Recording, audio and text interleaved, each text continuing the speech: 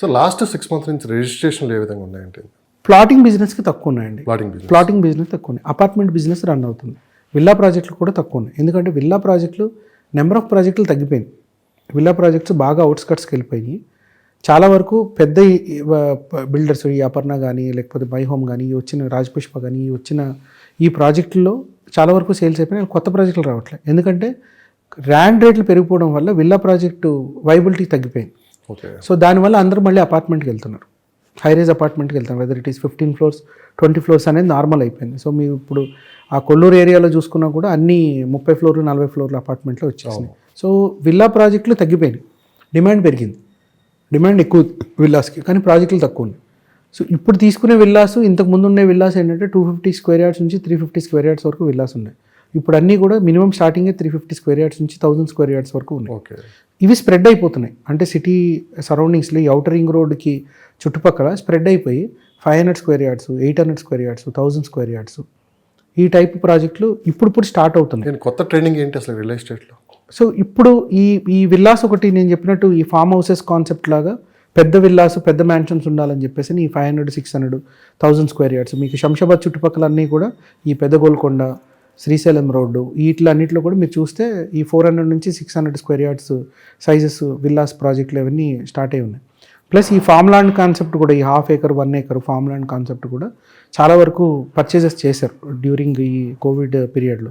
అవన్నీ కూడా ఇప్పుడు హౌసెస్ కింద అది ట్రాన్స్ఫార్మ్ చేస్తున్నారు కొంతమంది. అందుకే మీకు చాలా అడ్వర్టైజ్మెంట్లో విల్లా ప్లాట్స్ అని చెప్పి చూపిస్తూ ఉంటారు. సో పర్టికులర్గా మీరు అడుగుతున్న ట్రెండ్స్ అంటే న్యూ ట్రెండ్స్ రియల్ ఎస్టేట్లో ఏమున్నాయి ఎలా ఉన్నాయంటే ఇంటర్నేషనల్ బయింగ్ చేస్తున్నారు. ఇంటర్నేషనల్ బయింగ్ అంటే బయట ఎసెట్స్ కొంటున్నారు. మన హైదరాబాద్లో ఉన్నవాళ్ళు గోవాలో బోల్డ్ అని ఎసెట్స్ కొన్నారు, మన హైదరాబాద్లో ఉన్నవాళ్ళు ఢిల్లీలో ఎసెట్స్ కొన్నారు, దుబాయ్లో ఎసెట్స్ కొన్నారు. దుబాయ్లో ఇప్పుడు కొత్త trending silver membership gold membership ఏదో ఇస్తున్నారు, గోల్డెన్ వీసా సిల్వర్ వీసా ఏదో ఇస్తున్నారు. అది ఇప్పుడు చాలా మందికి తెలియదు. వాళ్ళ కాన్సెప్ట్ ఏంటి అంటే వాళ్ళు ఇన్వెస్ట్మెంట్ మా దగ్గర 3 crores నుంచి 5 crores వరకు ఇన్వెస్ట్ చేయండి, మా దగ్గర మీకు స్పెషల్ ప్రివిలేజెస్ తోటి వీసాలు రెన్యువల్కి కానీ లేకపోతే మీకు తీసుకునే అడ్వాంటేజెస్ కానీ సిటిజన్ అడ్వాంటేజెస్ కానీ ఇస్తామని చెప్పి ఇప్పుడు ఇవాళ కూడా యూఎస్లో మీరు 5 crore rupees ఇన్వెస్ట్ చేస్తే మీకు ఇప్పుడు వీసా వస్తుంది. అదేదో దానికి పేరుంది నాకు తెలీదు. సో అట్లా చాలా ఇండస్ట్రీస్ చాలా కంట్రీస్ ఇన్వెస్ట్మెంట్స్ని ఎంకరేజ్ చేస్తున్నాయి. చిన్న కంట్రీస్ నుంచి పెద్ద కంట్రీస్ వరకు చాలా కంట్రీస్ ఇన్వెస్ట్మెంట్స్ని ఎంకరేజ్ చేస్తున్నాయి. సో అది ఇప్పుడు ట్రెండింగ్. అంటే బయట ఇంటర్నేషనల్ పర్చేస్ అంటే ఇప్పుడు ఇవాళ మీకు దుబాయ్ గోల్డెన్ వీసానో లేకపోతే సిల్వర్ వీసానో కావాలంటే 5 crore లోపు ఇన్వెస్ట్ చేస్తే చాలు. సో ఇక్కడ ఉన్న బిల్డర్సే లైక్ బెంగళూరు శోభా బిల్డర్స్ కానీ ప్రెస్టీజ్ బిల్డర్స్ కానీ దుబాయ్లో ప్రాజెక్ట్స్ ఉన్నాయి, వాళ్ళు ఇక్కడ అమ్ముతున్నారు. ఎంతవరకు సేఫ్ అంటే ఇక్కడ అమ్ముతున్నారు అంటే మీకు రెంటల్ ఇన్కమ్ ఎక్కడైనా సరే. ఇక్కడ మీరు రియల్ ఎస్టేట్ మీ ఊర్లో కొనుక్కున్నారు లేదా మా ఊర్లో కొన్నారు, నేను తెలుసని చెప్పి మా ఊర్లో కొన్నారు, మీ రియల్ ఎస్టేట్ పరంగా ట్రాన్సాక్షన్ పరంగా చూసుకుంటారు కదా. అంటే లీగల్గా ట్రాన్స్ఫర్ అయిందా లేదా, టెక్నికల్గా అవుతుందా లేదా, బ్యాంక్ లోన్ వస్తుందా లేదా అని చెప్పేసారంట. సో ప్రపంచం మొత్తం నుంచి ఆ ప్రాపర్టీ కొంటున్నప్పుడు మీరు ఆ ప్రపంచంలో ఉన్న ప్రాపర్టీ కొనుక్కోవడం తప్పు కాదు కదా. సో చిన్న కంట్రీస్ కూడా ఇప్పుడు సిట్రాన్ అనే ఒక టౌన్ ఉంది, అది కూడా అట్లానే. సో ఇట్లా ఒక 7-8 కంట్రీస్ 2 నుంచి 3 కోట్ల బడ్జెట్లో మీకు ఆ ప్లేస్లో ఇన్వెస్ట్మెంట్స్, అది హోటల్స్ అయి ఉండొచ్చు లేదా కమర్షియల్ ప్రాపర్టీ అయి ఉండొచ్చు రెసిడెన్షియల్ ప్రాపర్టీ అయి ఉండొచ్చు.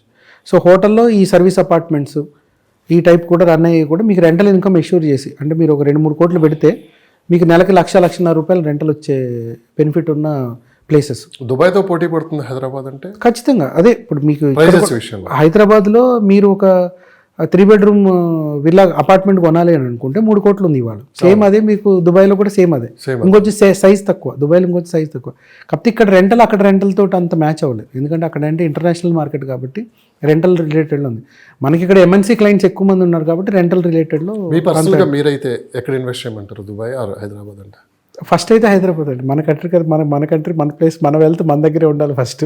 సో ఫస్ట్ ఇది. బట్ మీకు ఎప్పుడైనా సరే సెకండ్ థర్డ్ మీరు ఫస్ట్ ఇల్లు కొనుక్కునేంత వరకు మీకు ఫస్ట్ ఇంటి మీద ఉన్న అటాచ్మెంట్ సెకండ్ ఇంటి మీద ఉండదండి ఫర్ షూర్. సెకండ్ ఇన్వెస్ట్మెంట్ మీరు ఎప్పుడు ఏం చూస్తారు, నాకు రెంట్ ఎంత వస్తుందని చెప్పి చూస్తారు. నేను ఉండడానికి కన్వీనియంట్ ఉందా లేదా అని చెప్పేసి ఆలోచించరు. నాకు ఇందులో రెంట్ ఎంత వస్తుంది, రెంటల్ దాంట్లో నాకు అడ్వాంటేజ్ ఏమొస్తుంది, నేను అమ్మితే రేట్ ఎక్కువ వస్తుందా లేదా అని చెప్పేసి ఆలోచిస్తారు. సార్ నేను రీసెంట్గా ఒక ఆర్టికల్ చదివాను, అంటే రిచెస్ట్ పీపుల్ 71% రియల్ ఎస్టేట్లో ఇన్వెస్ట్ చేస్తున్నారు. అవునండి. ఎంతవరకు నిజం సార్? ఖచ్చితంగా 100% నిజమే అండి అది.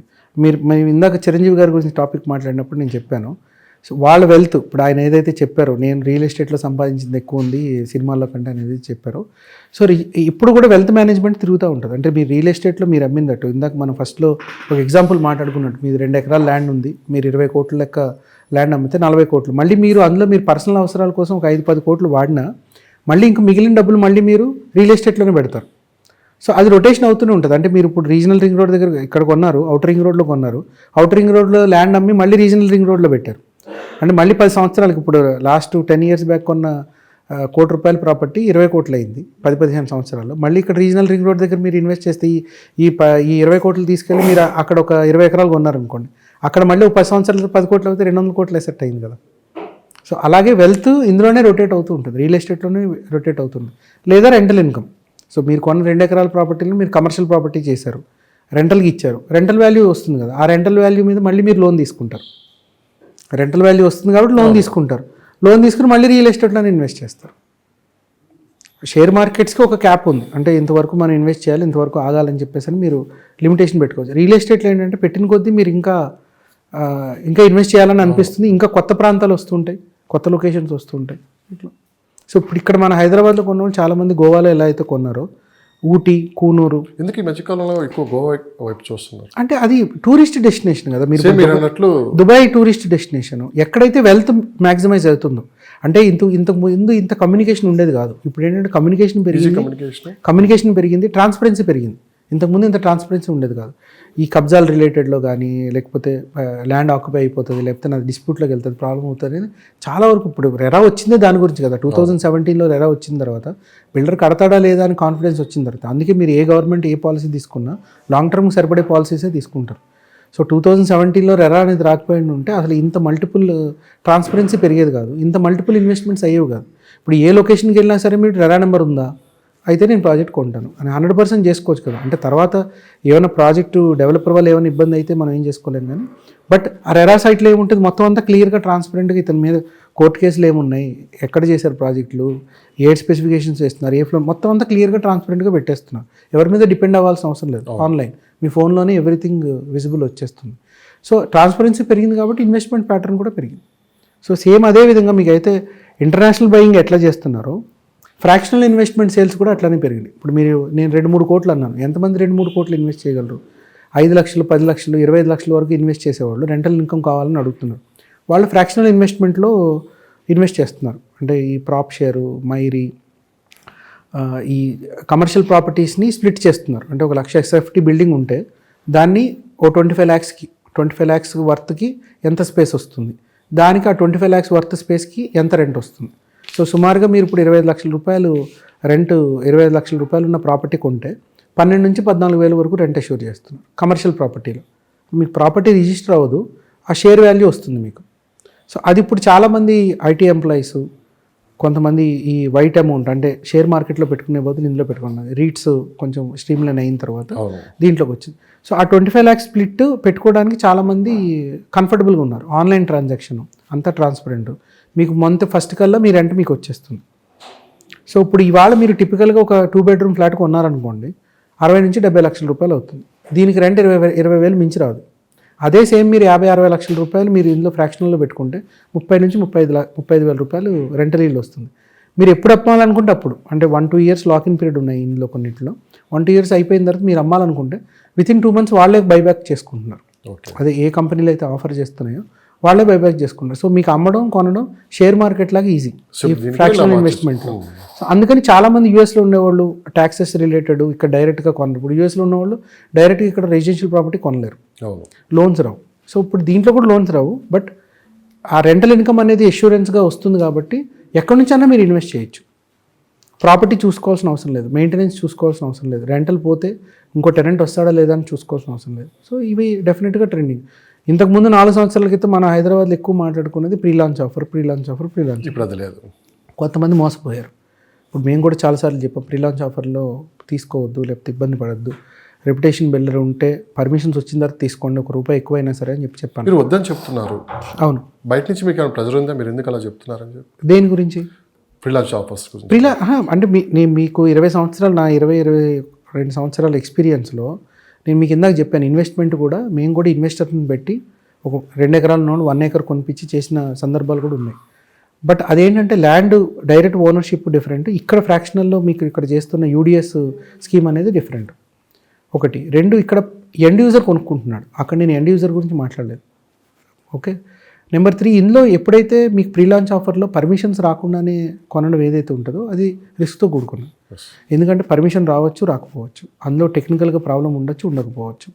సో ఈ అన్ని వేరియస్ పాయింట్స్ మీద మేము ప్రీ లాంచ్ ఆఫర్ని అంతగా ఎంకరేజ్ చేయట్లేదు. ప్రీ లాంచ్ ఆఫర్ అనేది ఎంకరేజ్ చేయట్లేదు. సో మీకు బిల్డింగ్ పర్మిషన్ రెరా నెంబర్ వచ్చిన తర్వాత, హెచ్ఎండిఏ పర్మిషన్, బిల్డింగ్ పర్మిషన్ వచ్చిన తర్వాత మీకు అప్పుడు కూడా కొంచెం రేట్లో డిఫరెన్స్ దొరుకుతుంది. అంటే ఇప్పుడు లాంచ్ ప్రైస్ 7,000 ఉందనుకోండి, ఈ ఓటీపీలు 1 టైం పేమెంట్లు 4,000 అట్లా లాంచ్ చేస్తున్నారు ప్రీ లాంచ్ ఆఫర్. మీకు దీంట్లో పర్మిషన్ వచ్చిన తర్వాత అది 5,000, 5,500 ఉండొచ్చు, ఒక 1,000-1,500 రూపాయలు డిఫరెన్స్ ఉండొచ్చు 1 టైం పేమెంట్ చేసేటప్పుడు. పర్మిషన్ వచ్చిన తర్వాత ఆ 1,500 మీరు రిస్క్ తీసుకున్నారు అనుకోండి, లైఫ్ టైం హ్యాపీగా ఉండొచ్చు. సో చాలామంది ఈ 1 టైం పేమెంట్లు ఈ 4,000, 3,500 కొని ప్రాజెక్ట్ స్టార్ట్ అవ్వక చాలామంది స్టక్ అయిపోయే వాళ్ళు ఉన్నారు. సో ఒక్కసారి రెరా నెంబర్ వచ్చిన తర్వాత ఆ బిల్డర్కి మీటర్ అనేది స్టార్ట్ అవుతుంది. అండ్ బిల్డర్ రెస్పాన్సిబిలిటీ, కట్టడం అనేది బిల్డర్ రెస్పాన్సిబిలిటీ. రెరా నెంబర్ రానంత వరకు, పర్మిషన్ రానంత వరకు ఆయన ఎంత తాత్సారమైనా చేయొచ్చు. సో అందుకని వెల్త్ అనేది మళ్ళీ మీరు పెట్టిందంతా కూడా ఎవరన్నా సరే హార్డ్ ఎర్న్ మనీ అండి. మీరు ఇప్పుడు ఇవాళ కొని 10 సంవత్సరాల తర్వాత తమ్మి మీకు అప్రిసియేషన్ వచ్చింది, మళ్ళీ నేను అది పెట్టుకున్నా అంటే మీ సొంత కష్టార్జితం అది, వాట్ ఎవర్, మీ లాటరీ టికెటా లేకపోతే ఏమన్నా. సో దాన్ని మళ్ళీ మీరు వైజ్గానే ఇన్వెస్ట్ చేయాలి. ఉంది కదా అని చెప్పి డబ్బులు నాకు పోయినా పర్వాలేదని ఎవరు ఇన్వెస్ట్ చేయకూడదు కూడా. సో అందుకని మేము ప్రీ లాంచ్ ఆఫర్స్ని పెద్దగా ఎంటర్టైన్ చేయట్లేదు.